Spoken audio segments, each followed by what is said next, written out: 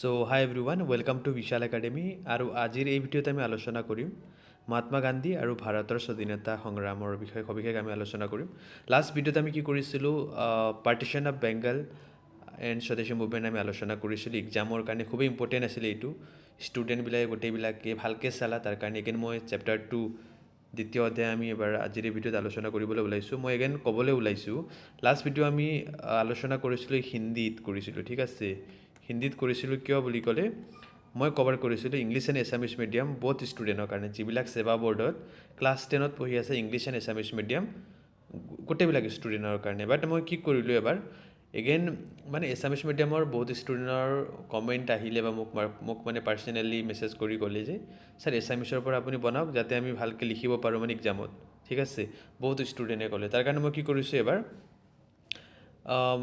Dedicated বেলেগকৈ ভিডিঅ'বিলাক বনাম মানে এছামিছৰ কাৰণে বেলেগকৈ বনাম ইংলিছ মিডিয়ামৰ ষ্টুডেণ্টৰ কাৰণে আকৌ বেলেগকৈ বনাম মানে এটা ভিডিঅ'তে মই বুজাবলৈ ট্ৰাই কৰিছিলোঁ সেইটো মানে অকণমান কনভিনিয়েণ্ট নহ'ব বুলি বহুত ষ্টুডেণ্টবিলাকে ক'লে মানে চ' মই ষ্টুডেণ্ট অৰিয়েণ্টেড ক্লাছেছ কৰোঁ হয় নে নহয় ষ্টুডেণ্টবিলাকৰ যেনেকুৱা ভাল হ'ব সেইমতে মই কৰাব লাগিব চ' আজি কি কৰোঁ মই এই ভিডিঅ'ত মানে ছেকেণ্ড চেপ্টাৰ যিটো হয় আমাৰ ইয়াতে মহাত্মা গান্ধী আৰু ভাৰতীয় স্বাধীনতা সংগ্ৰামৰ বিষয়ে আলোচনা কৰিম এক্সামৰ কাৰণে যিটো ইম্পৰ্টেণ্ট হয় বেছিকৈ ইম্পৰ্টেণ্ট হয় এক্সামৰ কাৰণে সেইটো অকল আমি ইয়াতে আলোচনা কৰিম ঠিক আছে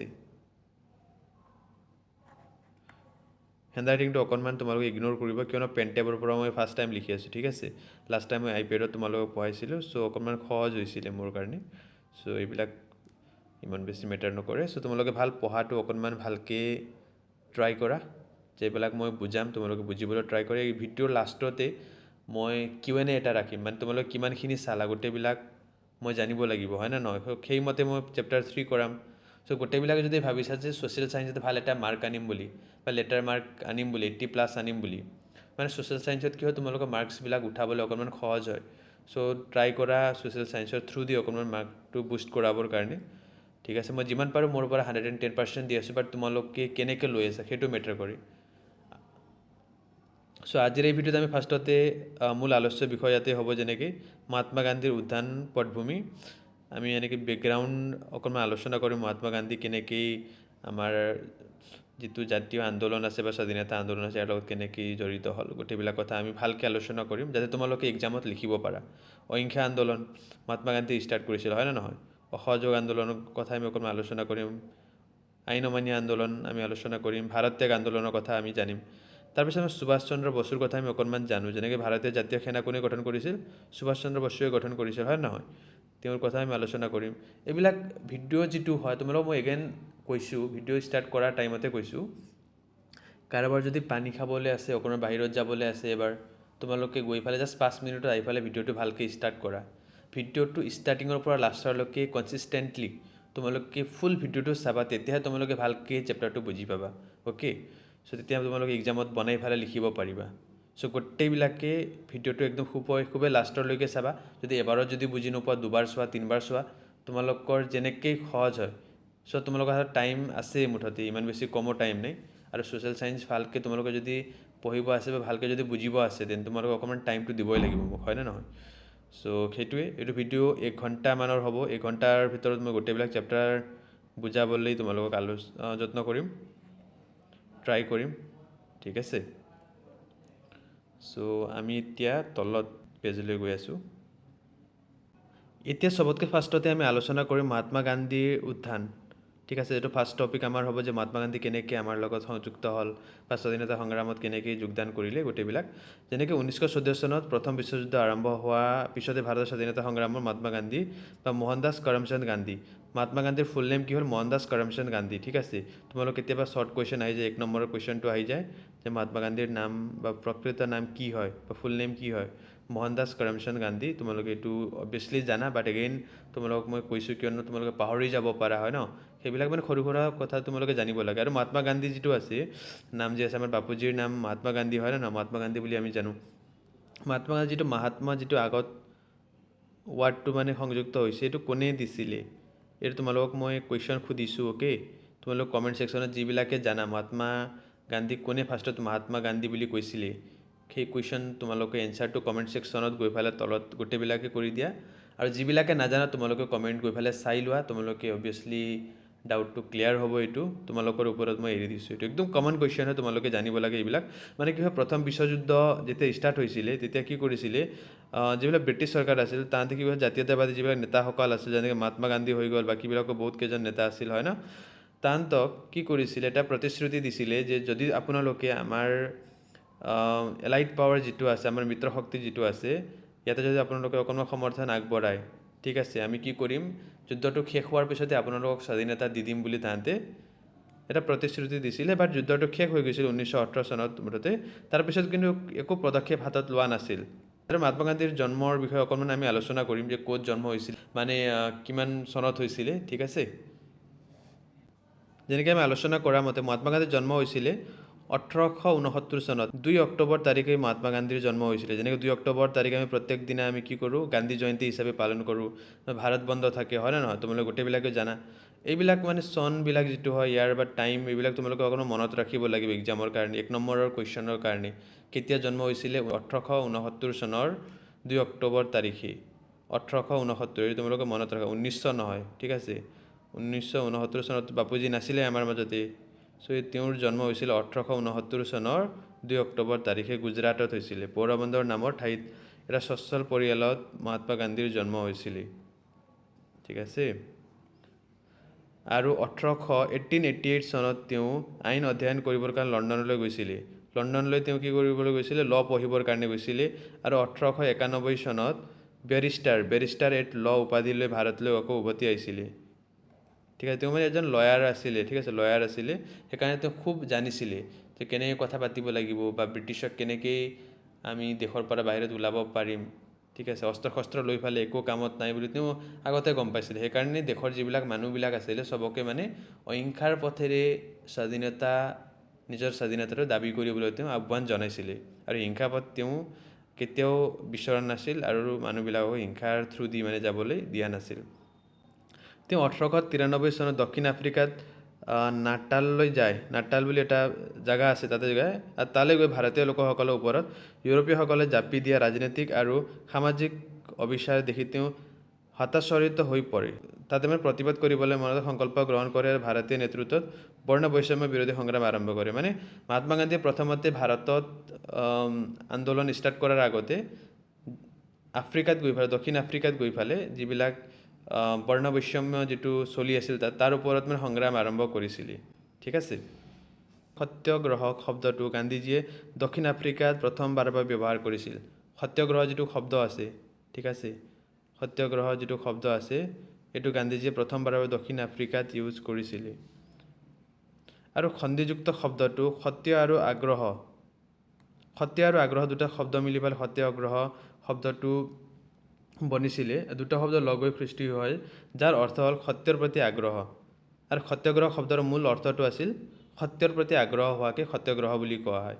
আৰু সত্যাগ্ৰহ প্ৰথমবাৰৰ বাবে মহাত্মা গান্ধীয়ে ক'ত ইউজ কৰিছিলে শব্দটো, দক্ষিণ আফ্ৰিকাত কৰিছিলে। যেনেকৈ আমি অলৰেডি ডিছকাছ কৰিলোঁ যে 1914 চনৰ পৰা 1918 চনৰ ভিতৰত মানে প্ৰথম বিশ্বযুদ্ধ হৈছিল। কাৰ মাজতে হৈছিলে, চেণ্ট্ৰেল পাৱাৰ আৰু এলাইডৰ মাজতে হৈছিলে, ঠিক আছে। যেনেকৈ চেণ্ট্ৰেল পাৱাৰত আছিলে তুৰস্ক আছিলে, যাক আমি ঠিক আছে, তাৰপিছত জাৰ্মানী আছিলে হয় ন, ওমান আছিলে, আৰু বহুত কেইটা দেশ আছিলে যিবিলাকে মানে ডাইৰেক্টলি বা ইনডাইৰেক্টলি ছাপোৰ্ট কৰিছিলে হয় ন। আৰু এলাইড পাৱাৰত কোন কোন আছিলে, আমেৰিকা আছিলে, UK আছিলে, ফ্ৰেন্স আছিলে, ঠিক আছে, ৰাছিয়া আছিলে। ফাৰ্ষ্ট ৱৰ্ল্ড ৱাৰত মানে USA, ৰাছিয়া গোটেইবিলাকে এলাইড পাৱাৰত আছিলে, মানে মিত্ৰ শক্তিত আছিলে। তাহাঁতে মানে জয়যুক্তও কৰিছিলে ফাৰ্ষ্ট ৱৰ্ল্ড ৱাৰত। মানে তাহাঁতে জিকিছিল কাৰ বিৰুদ্ধে, জাৰ্মানীৰ বিৰুদ্ধে জিকিছিলে। 1914 চনৰ পৰা 1918 চনৰ যুদ্ধৰ পিছতে ভাৰতৰ জাতীয়তাবাদীসকলে ভাৰতৰ ৰাজনীতিক লাভৰ যি আশা কৰিছিল সেই পূৰ্ণ নহ'ল, ঠিক আছে। ব্ৰিটিছসকলে কি কৈছিলে, যদি তোমালোকে আমাক ছাপোৰ্ট কৰা ফাৰ্ষ্ট ৱৰ্ল্ড ৱাৰৰ টাইমত তোমালোকক আমি স্বাধীনতা দিম বুলি কৈছিলে, কিন্তু একো পদক্ষেপ লোৱা নাছিল। ৱৰ্ল্ড ৱাৰ কমপ্লিট হোৱাৰ পিছতো যুদ্ধোত্তৰ বছৰতো আৰ্থিক দুৰৱস্থা দেখা দিয়ে। যেনেকৈ কিবা এটা ৱাৰ হ'লে বা ধৰি লোৱা যুদ্ধ হ'লে দেশৰ অৰ্থনীতি ব্যাপক ক্ষতিসাধন হয়। ইণ্ডিয়া ডাইৰেক্টলিটো কানেক্ট নাছিলে, বাট ইণ্ডিয়া কোনে শাসন কৰি আছিলে সেই টাইমত, ব্ৰিটিছে শাসন কৰি আছিলে আৰু এক্সপ্লইটেশ্যন চলাই আছিলে। ব্ৰিটিছে কি কৰিছিলে, এইটো গোটেইবিলাক আমাৰ দেশৰ অৰ্থকালীন আছিল যিটো ইকনমি হয় এইটো ডাউন কৰি পেলাইছিল। যেনেকৈ বহুতকেইটা উদ্যোগ বন্ধ হৈ পৰিছিলে, শ্ৰমিকসকলৰ কৰ্মহীন হৈ পৰিছিলে। যেনেকৈ উদ্যোগ যদি বন্ধ হৈ যায়, শ্ৰমিক বা যিবিলাক কাম কৰা মানুহ হয় গোটেইবিলাক কাম নাইকিয়া হৈ যায় হয় নে নহয়।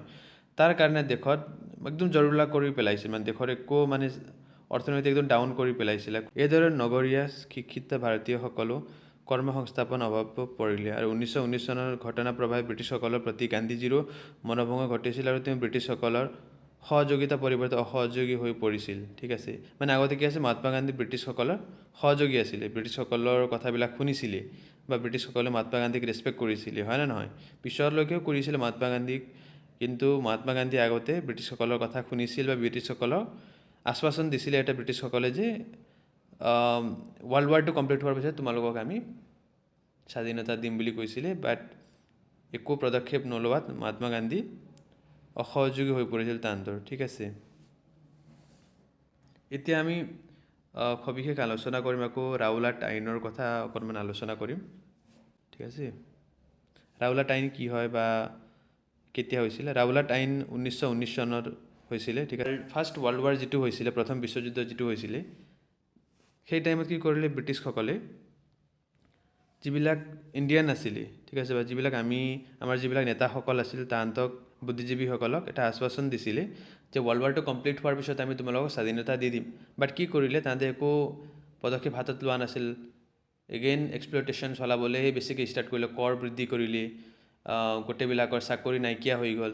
সেইটো সময়তে দেশৰ গোটেইবিলাক মানুহবিলাকে উৎপাত কৰিবলৈ ধৰিলে মানে সেই টাইমত। ঠিক আছে, আৰু মহাত্মা গান্ধীয়েও ছেম টাইমত কি কৰিলে, ব্ৰিটিছসকলক অসহযোগ আন্দোলন বা অসহযোগী হৈ পৰিলে মহাত্মা গান্ধীয়ে, ব্ৰিটিছসকলৰ কথা নমনা হৈ গ'ল।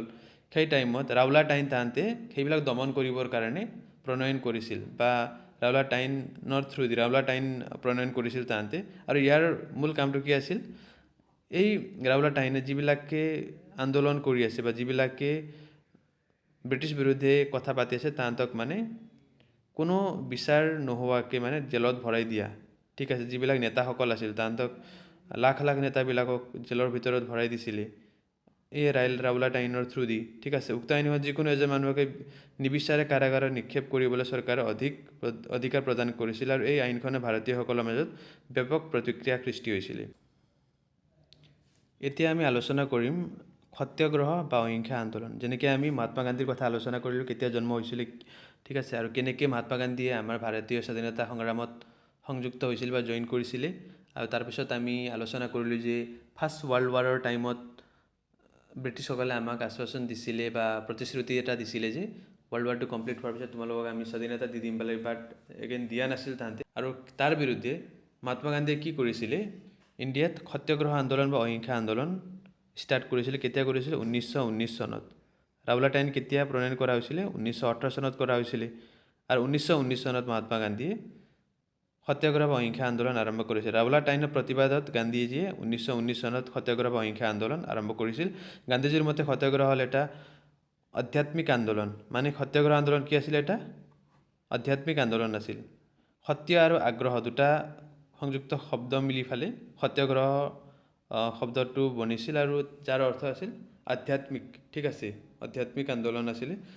এই বিশুদ্ধিকৰণ আৰু প্ৰায়শ্চিত্তকৰণৰ প্ৰক্ৰিয়া, ঠিক আছে, প্ৰায়শ্চিত্তকৰণৰ প্ৰক্ৰিয়া যে আমি ব্ৰিটিছৰ যে আমি বিশ্বাস কৰিছিলোঁ, ইয়াৰ প্ৰায়শ্চিত্ত কৰাটোৱে আছিলে ইয়াৰ মূল উদ্দেশ্যটো। আৰু 1919 চনৰ 6 এপ্ৰিল হৰতাল কাৰ্যসূচীত এই আন্দোলন আৰম্ভ হৈছিল। 1919 চনৰ 6 এপ্ৰিল তাৰিখে এই আন্দোলনটো আৰম্ভ হৈছিল। ঠিক আছে, একজেক্টলি। আৰু সকলোবোৰ ব্যৱসায়িক বাণিজ্য পৰিহাৰ কৰি অনাখন প্ৰাৰ্থনা কৰিবলৈ বহিছিল, আৰু লগে লগে এই আন্দোলন এক বৃহৎ জনগণৰ আন্দোলন হিচাপে পৰিগণিত হৈছিল। আৰু এই আন্দোলনে গান্ধীজীক এজন অতি সম্ভাৱনাপূৰ্ণ ভাৰতবৰ্ষৰ নেতাৰ ওপৰত প্ৰতিষ্ঠিত কৰিছিল, আৰু তেওঁক গ্ৰেপ্তাৰ কৰা যায়। এই আন্দোলনৰ পিছতে তেওঁক মানে গ্ৰেপ্তাৰ কৰিছিল ব্ৰিটিছ চৰকাৰে, যদিও লগে লগে মুক্তিও দিয়া হয়, আৰু চৰকাৰে এই গণ আন্দোলনক কঠোৰ হাতেৰে দমন কৰিছিল। ঠিক আছে, মহাত্মা গান্ধীক মানে কি কৰা গৈছিল? গ্ৰেপ্তাৰ কৰা গৈছিলে, আৰু এই আন্দোলনক কঠোৰ হাতেৰে চৰকাৰে মানে দমন কৰিছিল বা ব্ৰিটিছ চৰকাৰে দমন কৰিছিল। ঠিক আছে, এগেইন আমাৰ এক্সামৰ কাৰণে খুবেই ইম্পৰ্টেণ্ট হয় জালিৱানাৱালাবাগৰ হত্যাকাণ্ড। ইয়াৰ পৰা কুৱেশ্যন তোমালোকে মুঠতে পায়ে থকা। কেতিয়া হৈছিলে? এইটো হৈছিলে 13 এপ্ৰিল 1919 চনত। ঠিক আছে, 13 এপ্ৰিল 1919 চনত জালিৱানাৱালাবাগত হত্যাকাণ্ড হৈছিলে। ইয়াৰ সবিশেষ অকণমান আমি আলোচনা কৰিম। এইটো খুবেই ইম্পৰ্টেণ্ট টপিক হয় আমাৰ কাৰণে।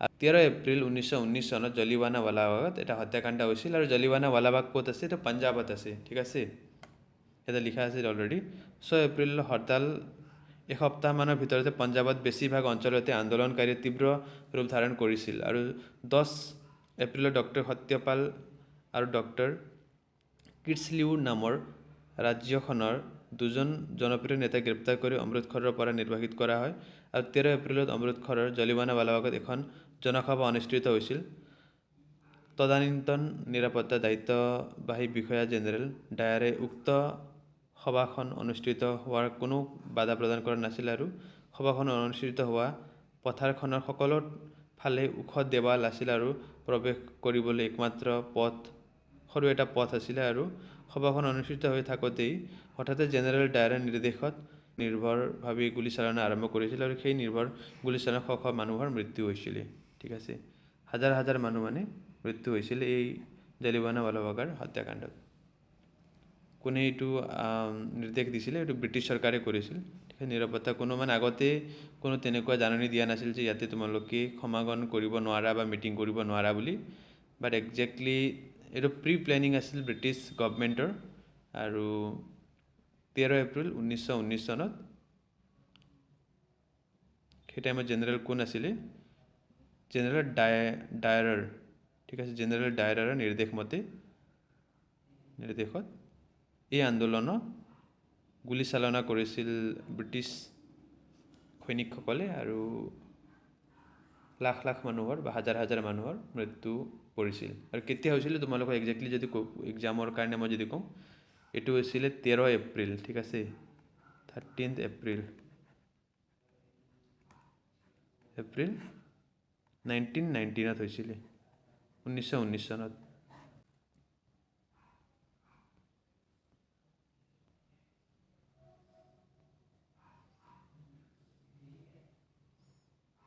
ইয়াৰ পিছত অকণমান তোমালোকে খিলাফত আন্দোলনৰ বিষয়টো জানি লোৱা খিলাফত আন্দোলন কিয় হৈছিলে খিলাফত আন্দোলন হোৱাৰ প্ৰকৃত কাৰণটো আছিলে যেনেকৈ মুছলমানসকলে তুৰস্ক সম্ৰাটক খলিফা বা আধ্যাত্মিক গুৰু হিচাপে বৰ্ণনা কৰিছিল কিন্তু খলিফাই নিজৰ সাম্ৰাজ্যখন পবিত্ৰ ঠাইবোৰৰ ওপৰত অধিকাৰ হেৰুৱাত মুছলমানসকলে উত্তেজিত হৈ পৰিছিল ভাৰতীয় মুছলমানসকলে খলিফাৰ দুৰ্ভাগ্যৰ শংকিত হৈ পৰিছিল আৰু মৌলানা চৌহদ আলী ঠিক আছে মৌলানা চৌহদ আলী মনত ৰাখি লোৱা খিলাফত আন্দোলন কোনে আন্দোলন কৰিছিল ভাৰতত সেইটো কুৱেশ্যন আহিব পাৰে মৌলানা চৌহদ আলী আৰু মহম্মদ আলী নেতৃত্বত এখন খিলাফত সমিতি গঠন কৰিছিল ঠিক আছে খিলাফত সমিতি গঠন কৰিছিল এই সমিতিৰ উদ্দেশ্য আছিল ইছলাম আধ্যাত্মিক গুৰু খলিফাক পূৰ্বৰ মৰ্যাদালৈ ঘূৰাই অনা যিজন তুৰস্কৰ যিজন সাম্ৰাজ্যৰ যিজন ৰজা আছিল বা যিজনক গুৰু বুলি আখ্যা দিয়া গৈছিলে তেওঁক আকৌ এগেইন ৰাজগদ্দিত অনাটোৱে আছিল এই খিলাফত আন্দোলনৰ মূল লক্ষ্য ঘূৰাই অনা ঠিক আছে গান্ধীজীয়ে ৰাষ্ট্ৰীয় স্বাৰ্থত ভাৰতীয় হিন্দু আৰু মুছলমানসকলক ঐক্যবদ্ধ কৰিবলৈ ইয়াত যোগদান কৰিছিল মানে সেই টাইমলৈকে কি আছিলে ব্ৰিটিছসকলে হিন্দু আৰু মুছলমানসকলৰ মাজত ভেদ এটা সৃষ্টি কৰিছিল আৰু গান্ধীজীয়ে ভাল এটা অপৰচুনিটি পাইছিলে যে খিলাফত আন্দোলনত যদি মই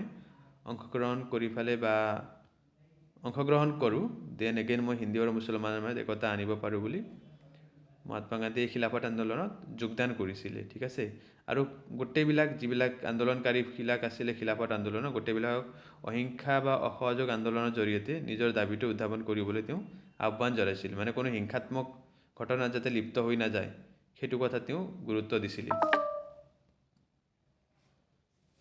ঠিক আছে এইটো খুবেই ইম্পৰ্টেণ্ট কেতিয়া হৈছিলে এইটো তোমালোকক সুধিব পাৰে বা কোনে কৰিছিল মষ্টলি এইটো সোধে যেনেকৈ মৌলানা চৌহদ আলী এইটো তোমালোকে নোট কৰি থ'ব পাৰা মৌলানা চৌহদ আলী আৰু মহম্মদ আলী নেতৃত্বত খিলাফত কমিটি গঠন কৰা হৈছিলে ঠিক আছে আৰু ইয়াৰ মূল লক্ষ্যটো আছিল কি আছিলে ইয়াৰ মূল লক্ষ্যটো যিটো খলিফা আছিলে ঠিক আছে আধ্যাত্মিক গুৰু হিচাপে যাক মুছলিম মানুহবিলাকে গণ্য কৰিছিলে তেওঁক আকৌ তুৰস্কৰ আগৰ যিটো মৰ্যাদা আছিল সেইটো ঘূৰাই অনাটোৱে আছিলে ইয়াৰ মূল লক্ষ্যটো অ'কে চ' খিলাফত আন্দোলন মহাত্মা গান্ধী যোগদান দিছিলে কিয় দিছিলে হিন্দু আৰু মুছলমানসকলৰ মাজত সেই টাইমত মানে ভেদ এটা আছিলে বা ভেদ সৃষ্টি কৰিছিল ব্ৰিটিছসকলে সেইটো এগেইন ভেদ যাতে নাইকিয়া হৈ যায় আৰু হিন্দু আৰু মুছলমান একেলগে মিলি ফালে যাতে স্বাধীনতা আন্দোলনত যোগদান কৰিব পাৰে সেইটো আশাতে মহাত্মা গান্ধীয়ে ইয়াত যোগদান কৰিছিলে।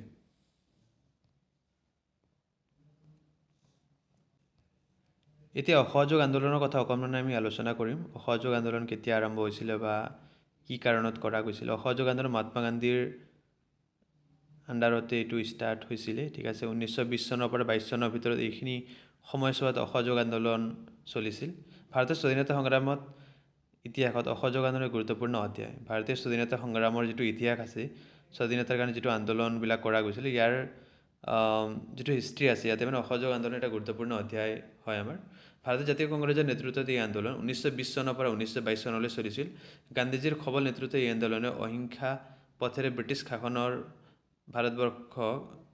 ব্ৰিটিছ শাসনৰ পৰা ভাৰতবৰ্ষ মুক্ত কৰিবলৈ দৃঢ় প্ৰতিজ্ঞা লৈছিলে। আৰু আন্দোলনকাৰীসকলে ব্ৰিটিছৰ সামগ্ৰী কিনিবলৈ আমন্ত্ৰিত হৈছিলে আৰু থলুৱা কুটিৰ শিল্প সামগ্ৰী ব্যৱহাৰ কৰিছিলে। এই আন্দোলনৰ মানে কেইটামান লক্ষ্য আছিলে। এইবিলাক হ'ল যে ব্ৰিটিছৰ সামগ্ৰীবিলাক, যেনেকৈ আমি যিটো আমাৰ স্বদেশী মুভমেণ্ট আছিলে, যিটো আমি 1905 চনৰ পৰা 1911 চনৰ বিষয়ে আমি সবিশেষ আলোচনা কৰিলোঁ ফাৰ্ষ্ট চেপ্টাৰত। তাত যেনেকৈ আমি দেশীয় সামগ্ৰীসকল অকল ব্যৱহাৰ কৰিছিলোঁ, ইয়াতো ছেম এই আন্দোলনৰ মূল লক্ষ্য আছিল দেশৰ থলুৱা শিল্পী বা সামগ্ৰীবিলাকক ব্যৱহাৰ কৰা আৰু এইবিলাকক ৰেচপেক্ট কৰা, আৰু যিবিলাক ব্ৰিটিছৰ সামগ্ৰী হয় এইবিলাকক বৰ্জন কৰাটোৱে আছিল ইয়াৰ এটা লক্ষ্য, ঠিক আছে। মূলতঃ অসহযোগ আন্দোলন আৰম্ভ হোৱাৰ কেইবাটাও কাৰণ আছে। যেনেকৈ প্ৰথম বিশ্বযুদ্ধত ভাৰতীয়সকলৰ অসন্তুষ্টি, কিয়নো ব্ৰিটিছসকলে প্ৰথম বিশ্বযুদ্ধ কমপ্লিট হোৱাৰ পিছতে আমাক ইণ্ডিপেণ্ডেণ্ট দিম বুলি কৈছিলে, বাট সেইটো তাহাঁতে দিয়া নাছিল, ঠিক আছে। এইটো এটা কাৰণ আছিলে অসহযোগ আন্দোলন আৰম্ভ হোৱাৰ। আৰু দ্বিতীয়টো আছিলে 1919 চনত ৰাওলাট এক্টৰ জৰিয়তে ব্ৰিটিছ বৰ্ধিত দমনমূলক নীতি গ্ৰহণ কৰিছিল, ঠিক আছে। আৰু এই আইনে সন্ত্ৰাসবাদৰ সন্দেহত যিকোনো লোককে 2 বছৰ বিনা বিচাৰ নকৰাকৈ, ঠিক আছে, কাৰাগাৰত নিক্ষেপ কৰা কৰ্তৃত্ব ব্ৰিটিছ চৰকাৰক প্ৰদান কৰিছিল। আৰু গান্ধীজীৰ নেতৃত্বত এই আইন বিপক্ষে এক সৰ্বব্যাপী প্ৰতিবাদী আন্দোলন গঢ়ি উঠিছিল। যিটো তাহাঁতে ৰাওলাট এক্ট যিটো আছিলে বা ৰাওলাট আইন যিটো আনিছিলে, এই আইনৰ থ্ৰুদি কি কৰে, যিকোনো লোককে 2 বছৰ বিনা বিচাৰে কাৰাগাৰত নিক্ষেপ কৰিছিল, অ'কে। চ' ইয়াৰ বিৰুদ্ধে গান্ধীজীৰ নেতৃত্বত বিক্ষোভ এটা সৰ্বব্যাপী প্ৰতিবাদী আন্দোলন আৰম্ভ হৈছিলে। আৰু 3 নম্বৰ কাৰণ আছিলে ইয়াৰ 1919 চনৰ জালিৱানাৱালাবাগৰ হত্যাকাণ্ড। এইটো চবতকৈ আমাৰ কাৰণে ইম্পৰ্টেণ্ট হয়। এক্সামত এইটো লং কুৱেশ্যন আহি থাকে ইয়াৰ পৰা, কেতিয়া হৈছিলে বা অকণমান ইয়াৰ তোমালোকে যদি ডিছক্ৰাইব কৰিবলৈ দিয়ে তোমালোকে এইটো লিখিব পাৰিবা। যেনেকৈ মই অলৰেডি তোমালোকক বুজালোঁ কেতিয়া হৈছিলে, ক'ত হৈছিলে, হয় ন, কিহৰ কাৰণে হৈছিলে। ইয়াৰ চতুৰ্থটো কাৰণ আছিল ব্ৰিটিছৰ দ্বাৰা ভাৰতবৰ্ষৰ অৰ্থনৈতিক শোষণ। যেনেকৈ প্ৰথম বিশ্বযুদ্ধত ব্ৰিটিছ বা এলাইড যিটো পাৱাৰ আছিলে, মিত্ৰ শক্তিয়ে মাত্ৰ জয়লাভ কৰিছিলে জাৰ্মানীৰ বিৰুদ্ধে, ঠিক আছে। বাট শেষত যিকোনো দেশৰ যদি জয়লাভ হ'লেও বা জয়লাভ নহ'লেও অৰ্থনীতি প্ৰচুৰ পৰিমাণে ক্ষতি হৈছিলে। চ' তাহাঁতেতো সেই টাইমত ইণ্ডিয়া নিজৰ আণ্ডাৰতে আছিল, ব্ৰিটিছৰ আণ্ডাৰতে আছিল। আৰু ব্ৰিটিছে কি কৰিছিল, ইণ্ডিয়াৰ যিটো ইকনমি আছিল পূৰা ক্ৰেছ কৰি পেলাইছিল, ঠিক আছে। ইণ্ডিয়াৰ পূৰা জুৰুলা কৰি পেলাইছিল। ভাৰতীয় মুছলমানসকলৰ দ্বাৰা আৰৱ সাম্ৰাজ্যক সুৰক্ষাৰ হকে আৰম্ভ হোৱা খিলাফত আন্দোলন আৰু এটা কাৰণ আছিল। চ' নাও এতিয়া আমি আলোচনা কৰিম অসহযোগ আন্দোলনৰ সামৰণি কেনেকৈ হ'ল। অসহযোগ আন্দোলন যে ষ্টাৰ্ট হৈছিলে 1920 চনৰ পৰা, এইটো 1922 চনত, ঠিক আছে, সামৰণি পৰিছে। 1922 চনত সামৰণি পৰিছিলে। 2 বছৰতে কিহৰ কাৰণে সামৰণি পৰিছিলে গোটেইবিলাক আমি আলোচনা কৰিম এতিয়া, ঠিক আছে। অকণমান পেৰেগ্ৰাফটো আমি পঢ়ি ল'ম, তাৰপিছত আমি তোমালোকক মই বুজাই আছোঁ। এই আন্দোলন সমগ্ৰ ভাৰতবৰ্ষত ব্যাপী প্ৰবল প্ৰভাৱ পেলাইছিল আৰু সফলতা অৰ্জন কৰিছিল, ঠিক আছে।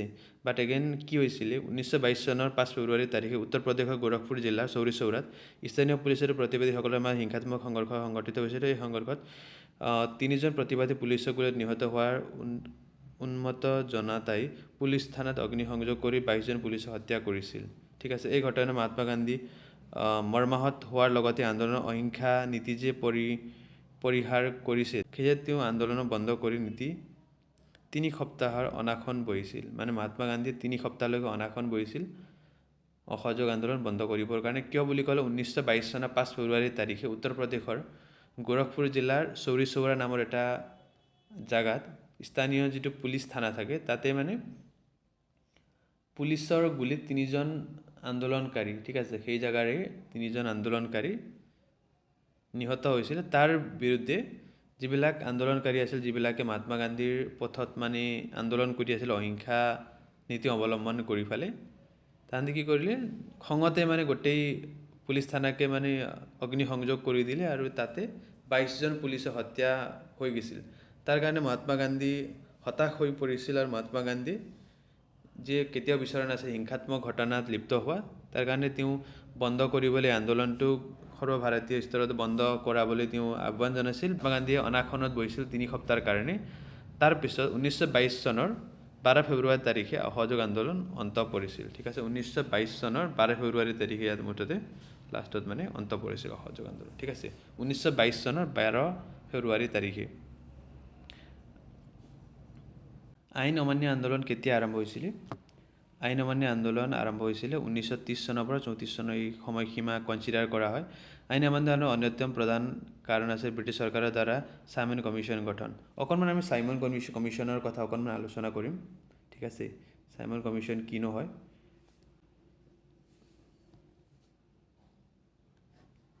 1919 চনত ভাৰত চৰকাৰৰ আইন প্ৰণয়ন হোৱাৰ 10 বছৰ পিছতে আইনখন কাৰ্যকৰী তাৰ বিষয়ে অনুসন্ধান কৰিবলৈ ব্ৰিটিছ চৰকাৰে এখন আয়োগ গঠন কৰিছে। এই মৰ্মে 1928 চনত ছাৰ জন চাইমন নেতৃত্বত এখন 7জনীয়া আয়োগ ভাৰতবৰ্ষ প্ৰদৰ্শন কৰে আৰু কিন্তু উক্ত আয়োগখনৰ কোনো এজন ভাৰতীয় সদস্য নোহোৱা প্ৰতিবাদত কংগ্ৰেছে আয়োগখনক বৰ্জন কৰে আৰু চাইমন ঘূৰি যোৱা ধ্বনিৰে কংগ্ৰেছে প্ৰতিবাদ সাব্যস্ত কৰে। লাহোৰত লালা লাজপত ৰায়ৰ নেতৃত্বত হোৱা এই চাইমন বিৰোধী সমদলৰ ওপৰত পুলিচে নিৰুদ্ধভাৱে লাঠিচালনা কৰে, যাতে লালা লাজপত ৰায় বেয়াকৈ আহত হয় আৰু তাৰ ফলতে তেওঁ মৃত্যুবৰণ কৰিছিল। ঠিক আছে, এই চাইমন কমিশ্যনৰ বিৰুদ্ধে লালা লাজপত ৰায়ে থিয় দিছিল আৰু সেই টাইমতে পুলিচৰ কঠোৰ লাঠিচালনাত মানে তেওঁ নিহত হৈছিল। ঠিক আছে, চাইমন কমিশ্যন একচুৱেলি কি কৰা হৈছিলে, মানে চাইমন কমিশ্যন 1919 চনত যিটো ভাৰত চৰকাৰ আইন আছিল প্ৰণয়ন কৰা হৈছিল, তাৰ 10 বছৰ পিছতে মানে 1918 চনত ছাৰ জন চাইমনৰ নেতৃত্বত, ঠিক আছে, মানুহৰ নাম হয়, তেওঁৰ নেতৃত্বত আছিল বুলি চাইমন কমিশ্যন বুলি জনা যায়। ঠিক আছে, চাইমনৰ নেতৃত্বত 7জনীয়া আয়োগ গঠন কৰিছিল ভাৰতত প্ৰদৰ্শন কৰে। কিন্তু মানে এই যিটো চাইমন কমিশ্যন আছিলে, ইয়াতে মানে ভাৰতীয় কোনো নেতা নাছিল, মানে ব্ৰিটিছৰ নিজৰ মানুহবিলাকে আছিল, তাহাঁতে নিজে মানে নিয়মবিলাক বনাই আছিলে। ঠিক আছে, চ' তাতে মানে সেইটো দেখি পালে যে ভাৰতৰ কোনো মানুহ নাই বুলি কংগ্ৰেছে ইয়াত প্ৰতিবাদ কৰিছিল, সাব্যস্ত কৰিছিল, অসন্তোষ প্ৰকাশ কৰিছিল। এতিয়া আমি কি কৰিম, এতিয়া আমি অকণমান আলোচনা কৰিম আইন অমান্য আন্দোলনৰ বিষয়ে অকণমান আলোচনা কৰিম। যেনেকৈ আইন অমান্য আন্দোলনৰ অন্যতম প্ৰধান কাৰণ আছে ব্ৰিটিছ চৰকাৰৰ দ্বাৰা চাইমন কমিশ্যন গঠন। যেনেকৈ ব্ৰিটিছ চৰকাৰে কি কৰিলে, চাইমন কমিশ্যন গঠন কৰিছিলে, কৰাটো 1928 চনত কৰিছিলে, বাট কি কৰিছিল, নিজৰ মানুহৰ মাজতে কৰিছিল, কোনো ভাৰতীয় মানুহক তাতে ইনক্লুড কৰা নাছিলে, কাৰো মানে মতামত লোৱা নাছিলে। ঠিক আছে, এই কমিশ্যন অকল ব্ৰিটিছ সংসদৰ সদস্য অন্তৰ্ভুক্ত আছিল, অলৰেডি আমি ডিছকাছ কৰিলোঁ। আৰু মণ্টেগু চেমফোৰ্ড সংস্কাৰ কিমান দূৰ কৃতকাৰ্য হৈছিলে তাক অনুসন্ধান কৰাটোৱে 1927 চনত গঠিত হোৱা এই কমিশ্যনৰ প্ৰধান উদ্দেশ্য আছিল।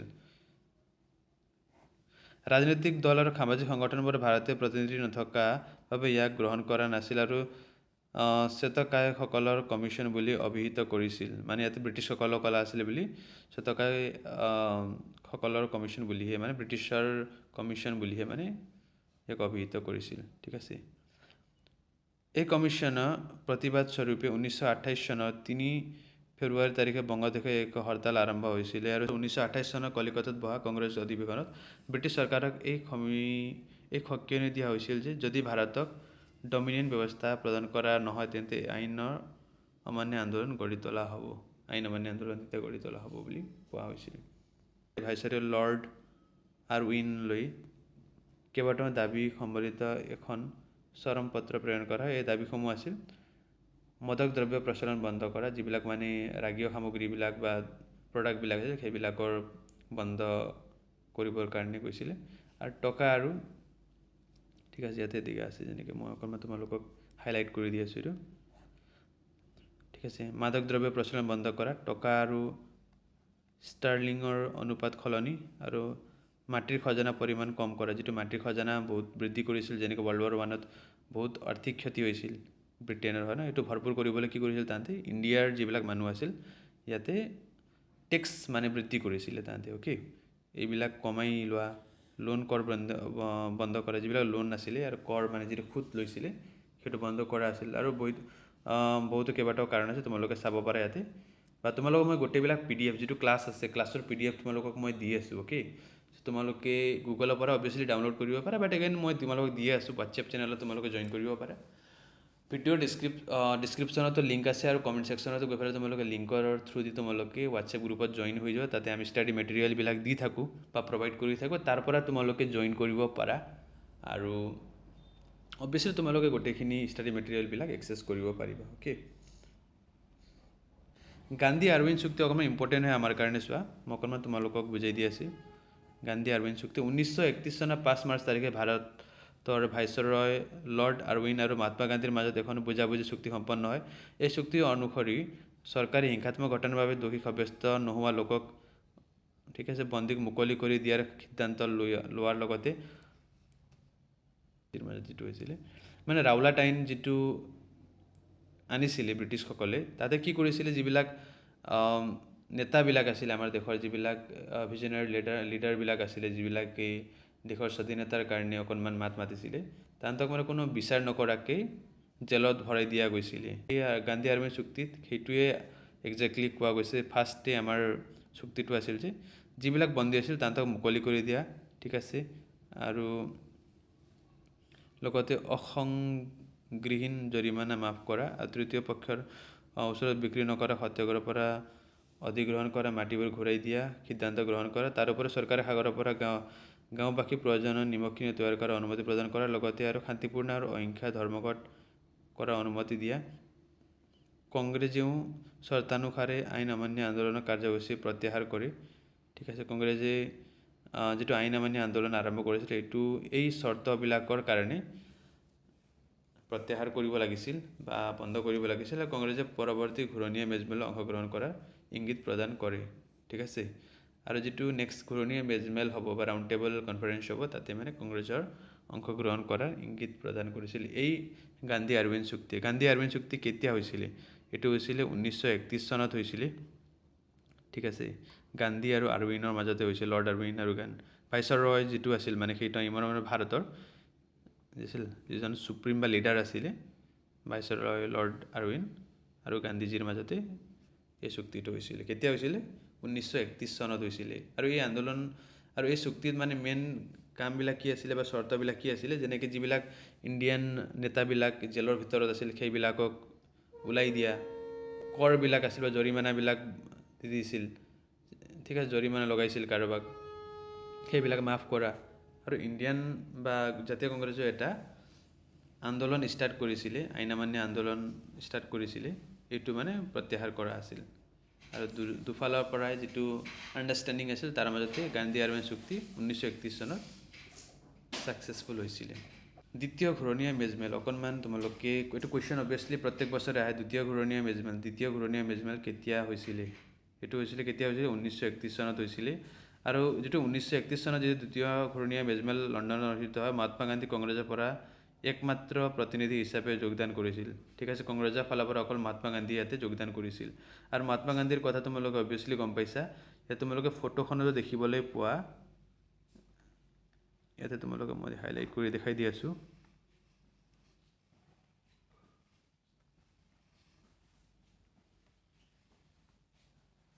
ইয়াতে আছে মহাত্মা গান্ধী বাপুজী ইয়াতে আছে গোটেইবিলাকে ইয়াতে কোট পিন্ধি ফালে বহি আছে বাট মহাত্মা গান্ধী অকল ধুতি আৰু কমেজ এটাত বহি আছে কিয় বুলি ক'লে মহাত্মা গান্ধীয়ে ৰিপ্ৰেজেণ্ট কৰি আছে ইণ্ডিয়াক আৰু সেই টাইমত ইণ্ডিয়াৰ যিবিলাক আমি মানুহবিলাক আছিলোঁ চিটিজেনছবিলাক আছিলোঁ গোটেইবিলাকে কোট পিন্ধা নাছিলোঁ গোটেইবিলাকৰ অৱস্থা এনেকুৱা কৰি দিছিল ব্ৰিটিছে যে বহুত মানুহৰ লগত দেশৰ মেক্সিমাম মানুহৰ লগত কাপোৰ কিনিবলৈ পইচা নাছিলে আৰু মহাত্মা গান্ধী সেইকাৰণে যেতিয়া তেওঁ লণ্ডনৰ পৰা আহিছিলে বা সাউথ আফ্ৰিকাৰ পৰা বৰ্ণবৈষম্যৰ বিৰুদ্ধে যিটো আন্দোলন কৰি আহিছিলে তাৰ পিছতে তেওঁ পদক্ষেপ লৈছিলে যে ইণ্ডিয়াৰ মানুহবিলাক যেতিয়ালৈকে স্বাধীনতা নাপায় পূৰ্ণ স্বাধীনতা নাপায় তেতিয়ালৈকে মই ধুতি লগাম বুলি কৈছিলে চ' ঘূৰণীয়া মেজমেল 1931 চনত হৈছিলে ঠিক আছে 1931 চনত হৈছিলে আৰু ইয়াতে মহাত্মা গান্ধী অকল অংশগ্ৰহণ কৰিছিল কংগ্ৰেছৰ ফালৰ পৰা ইণ্ডিয়াক ৰিপ্ৰেজেণ্ট কৰিছিলে এতিয়া ইয়াতে অকণমান আমি জানিম যে কংগ্ৰেছ মন্ত্ৰীসভাৰ গঠন মানে কংগ্ৰেছৰ যিটো মন্ত্ৰীসভা আছিল ইয়াৰ গঠন কেনেকৈ হৈছিলে 1935 চনত ভাৰত চৰকাৰে আইন প্ৰণয়ন কৰি ব্ৰিটিছ চৰকাৰে ভাৰত প্ৰদেশিক সেউক শাসন প্ৰদান কৰে আৰু নিৰ্বাচনৰ ফল অনুসৰি পঞ্জাৱ হিন্দু প্ৰদেশ আৰু বংগদেশৰ বাহিৰে মুঠ 11খন প্ৰদেশৰ 8খনতেই ঠিক আছে কংগ্ৰেছৰ কৈছিল মানে কংগ্ৰেছ চৰকাৰে 11খন যিটো আসন আছিলে তাৰ ভিতৰত 8খনত মানে নিজৰ চৰকাৰ গঠন কৰিছিল ঔপনিৱেশিক ৰাষ্ট্ৰীয় বিকল্প হিচাপে ভাৰতৰ কংগ্ৰেছে দলৰ সন্মান অধিকাৰ বৃদ্ধি হৈ পৰে ঠিক আছে এতিয়া আমি আলোচনা কৰিম ক্ৰিপছ মিছন ঠিক আছে ক্ৰিপছ মিছন কেতিয়া প্ৰেৰণ কৰা হৈছিলে 1942 চনত কৰা হৈছিল দ্বিতীয় বিশ্বযুদ্ধ জাপানৰ অংশগ্ৰহণ আৰু তেওঁলোকৰ উল্লেখযোগ্য সাফল্য ভাৰতৰ প্ৰতিৰক্ষালৈ বিপদ মাতি আনিছিল আৰু ভাৰত চৰকাৰৰ প্ৰতি ইংলেণ্ডৰ মনোভাৱ কিছু কোমল কৰি তুলিছিল ঠিক আছে আৰু 1942 চনৰ মাৰ্চ মাহত ব্ৰিটিছৰ যুদ্ধ পৰ্যালোচনা সমিতিয়ে ছাৰ ষ্টেনফৰ্ড ক্ৰিপছক নতুন সংবিধান প্ৰস্তাৱনাত ভাৰতলৈ প্ৰেৰণ কৰিছিল ঠিক আছে ক্ৰিপছক মানে ভাৰতলৈ প্ৰেৰণ কৰিছিলে 1942 চনত মানে ক্ৰিপছ মিছন বুলি সেইকাৰণে আমি জানো ঠিক আছে ব্ৰিটিছ চৰকাৰে তেওঁক ভাৰতলৈ পঠাইছিল তেওঁ ঠিক যুদ্ধৰ পিছতে স্বশাসিত এখন ভাৰতীয় যুক্তৰাষ্ট্ৰ গঠনৰ প্ৰস্তাৱ দিছিলে মানে যুদ্ধ কমপ্লিট হোৱাৰ পিছতে ভাৰত যুক্তৰাষ্ট্ৰ এখন প্ৰদেশ গঠন কৰা হ'ব বুলি প্ৰস্তাৱ দিছিলে আৰু তেওঁ ভাৰতবৰ্ষৰ বিভিন্ন ৰাজনৈতিক দলৰ লগত আলোচনা কৰিছিল এনেকা নহয় যে তেওঁ অকল কংগ্ৰেছৰ লগতে আলোচনা কৰিছিল তেওঁ গোটেইবিলাক সৰু সুৰা যিবিলাক ৰাজনৈতিক দল আছে যেনেকৈ কেইটামান বহুতকেইটা দল আছিলে হয় নে নহয় ৰিজন ৱাইজ আছিলে বা মুছলিম লীগ আছিলে গোটেইবিলাকৰ লগত তেওঁ আলোচনা কৰিছিলে এতিয়া আমি আলোচনা কৰিম ভাৰত ত্যাগ আন্দোলন কেতিয়া হৈছিলে আৰু কাৰ উদ্যোগত হৈছিলে ভাৰত ত্যাগ আন্দোলন আগষ্ট মাহত 1942 চনত হৈছিলে ঠিক আছে এই কাৰ আণ্ডাৰত হৈছিলে এইটো মহাত্মা গান্ধীৰ আণ্ডাৰতে হৈছিলে অবভিয়াছলি ঠিক আছে 1939 চনৰ ছেপ্টেম্বৰ মাহত দ্বিতীয় বিশ্বযুদ্ধ আৰম্ভ হৈছিলে 1939 চনত কি হৈছিলে দ্বিতীয় বিশ্বযুদ্ধ আৰম্ভ হৈছিল প্ৰথম কেতিয়া হৈছিলে 1914 চনত হৈছিলে আৰু অন্ত কেতিয়া পৰিছিলে 1918 চনত পৰিছিলে কাৰ মাজত হৈছিলে মিত্ৰ শক্তি আৰু চেণ্ট্ৰেল পাৱাৰৰ মাজতে হৈছিল চেণ্ট্ৰেল পাৱাৰত কোন কোন আছিলে যেনেকৈ মেইন আছিলে জাৰ্মানী আছিলে হয় নে নহয় তুৰস্ক আছিলে ঠিক আছে আৰু ইফালে এলাইড পাৱাৰ যিটো আছে বা মিত্ৰ শক্তি আছে ইয়াত কোন কোন আছিলে আমেৰিকা যুক্তৰাষ্ট্ৰ আছিলে হয় ন ৰাছিয়া আছিলে ঠিক আছে UK আছিলে ফ্ৰেন্স আছিলে ইটালী আছিলে এই গোটেইবিলাক আছিলে ফাৰ্ষ্ট ৱৰ্ল্ড ৱাৰত কিন্তু ছেকেণ্ড ৱৰ্ল্ড ৱাৰত অকণমান চিনেৰিঅ'টো অকণমান চেঞ্জ হৈছিলে হয় নে নহয় এনেকৈ ৰাছিয়া বেলেগ হৈ গৈছিলে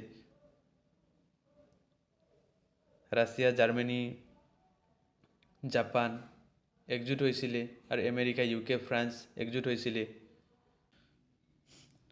এতিয়া আমি আলোচনা কৰিবলৈ ওলাইছোঁ ভাৰতীয় জাতীয় সেনা বাহিনী আৰু নেতাজী সুভাষ চন্দ্ৰ বসুৰ কথা ঠিক আছে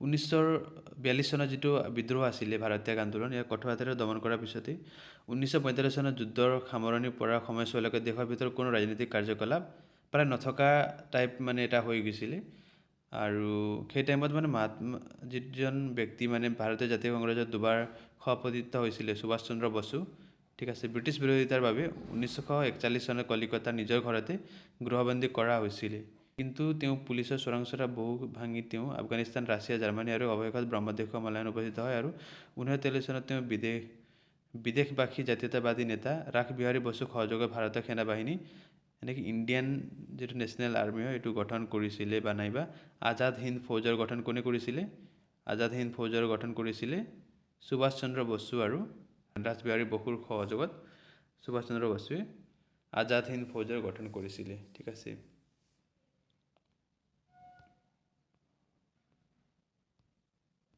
সো এতিয়া আমি জানিবলৈ ওলাইছোঁ 1947 চনত 3 জুনৰ ঘোষণাপত্ৰ ঠিক আছে আমি জানি ল'ম যে 1947 চনত 3 জুনৰ যিটো ঘোষণাপত্ৰ আছিলে ইয়াতে কি আছিলে সবিশেষ ঠিক আছে এইটো বহুতখিনি ইম্পৰ্টেণ্ট হয় আমাৰ কাৰণে 1947 চনত 3 জুনৰ যিটো ঘোষণাপত্ৰ আছিল দেশখনৰ বিভাজন কৰাৰ বাহিৰে সমস্যা সমাধান অন্য উপায় নাই বুলি লৰ্ড মাউণ্টবেটেন ঠিক আছে লৰ্ড মাউণ্টবেটেনে ঘোষণা কৰিছিল আৰু তেওঁ কেইটামান বৈশিষ্ট্য আমাক দিছিলে যেনেকৈ ভাৰতবৰ্ষ দ্বিখণ্ডিত কৰা হ'ব বুলি কৈছিল যেনেকৈ ভাৰতবৰ্ষক বিভাজন কৰা হ'ব বুলি কৈছিলে উত্তৰ পশ্চিম সীমান্ত প্ৰদেশত গণমত সাপেক্ষে বাসিন্দাসকলে ভাৰত বা পাকিস্তান যিকোনো যোগদান কৰিব পাৰিব বুলি তেওঁ কৈছিলে দ্বিতীয়তে ঠিক আছে আৰু তৃতীয়তে আছিলে পঞ্জাৱ আৰু বংগদেশৰ প্ৰাদেশিক বিধানমণ্ডলীয় প্ৰদেশ দুখন বিভাজন হ'বনে নহ'ব সেই সিদ্ধান্ত গ্ৰহণ কৰিব আৰু এটা আছিলে এইটো বৈশিষ্ট্য আৰু চতুৰ্থ বৈশিষ্ট্য আছিলে যেনেকৈ দেশীয় ৰাজ্যবোৰ নিজৰ ইচ্ছা অনুসৰি ভাৰত বা পাকিস্তান যোগ দিব পাৰিব। মানে দেশৰ যিবিলাক ৰাজ্যবিলাক আছিল সৰু সৰু ডাঙৰ যেনেকৈ হায়দৰাবাদ আছিলে সেই টাইমত হয় না, জম্মু কাশ্মীৰ আছিলে, সেইবিলাকে মানে নিজৰ ইচ্ছা অনুসৰি পাকিস্তান বা ভাৰতত যোগদান কৰিব পাৰিব বুলি লৰ্ড মাউণ্ট বেটেনে ঘোষণা কৰিছিলে। এইটো আমাৰ কাৰণে বহুতখিনি ইম্পৰ্টেণ্ট হয়। ভাৰতীয় স্বাধীনতা আইন, এতিয়া চাই লওঁ ভাৰতীয় স্বাধীনতা আইন 1947 চন। 1947 চনৰ জুলাই মাহত ব্ৰিটিছ সংসদে ভাৰতৰ স্বাধীনতা আইন অনুমোদন কৰে আৰু ইয়াৰ মূল দফা আছে 1947 চনৰ 15 আগষ্ট ভাৰত পাকিস্তানে স্বাধীনতা লাভ কৰিব। ঠিক আছে, 1947 চনৰ 15 আগষ্টত ভাৰত আৰু পাকিস্তানে স্বাধীনতা লাভ কৰিব। এটা ডেট এটা ছেগ্ৰিগেট কৰিছিলে আৰু ভাৰত আৰু পাকিস্তানৰ নামেৰে দুখন স্বশাসিত দেশ গঠন কৰা হ'ব। আৰু গোটেইবিলাক তোমালোকে চাই ল'বা, এইবিলাক মই তোমালোকক PDF ফৰ্মত গোটেইবিলাক দি আছোঁ, যিটো আজিৰ ক্লাছ কৰিলোঁ, তোমালোকে গোটেইবিলাক চাব পাৰা।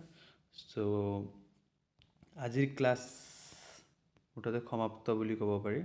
আৰু 15 আগষ্ট 1947 অকণমান আমি স্বাধীনতালৈকে যিহেতু আলোচনা কৰি আছোঁ, লাষ্ট আমাৰ টপিকটো ইয়াতে চাব টপিকটো আছে 15 আগষ্ট 1947। 15 আগষ্ট তাৰিখে আমি কি কৰোঁ, স্বাধীনতা লাভ কৰিছিলোঁ হয় নে নহয় ব্ৰিটিছৰ পৰা।